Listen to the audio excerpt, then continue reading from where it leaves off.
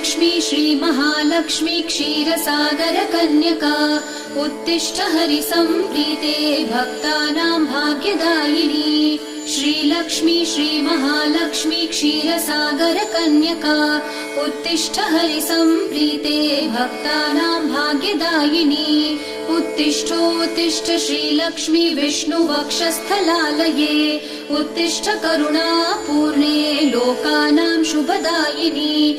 उत्तिष्ठोत्तिष्ठ श्रीलक्ष्मी विष्णुवक्षस्थलालये उत्तिष्ठ करुणापूर्णे लोकानां शुभदायिनी। श्रीपद्ममध्यवसिते वरपद्मनेत्रे श्रीपद्महस्तचिरपूजित पद्मपादे श्रीपद्मजातजननी शुभपद्मवक्त्रे श्रीलक्ष्मी भक्तवरदे तव सुप्रभातम्।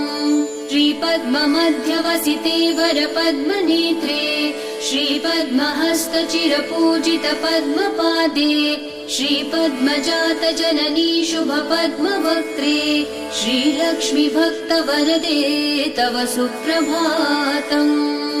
जाम्बूनदाभसमकान्ति विराजमाने तेजोस्वरूपिणि सुवर्णविभूषिताङ्गी सौवर्णवस्त्रपरिवेष्टित दिव्य। व्हिडिओ आवडल्यास नक्की लाईक शेअर आणि सबस्क्राईब करा। आजच्यासाठी एवढंच, भेटूया नेक्स्ट व्हिडिओमध्ये। बाय.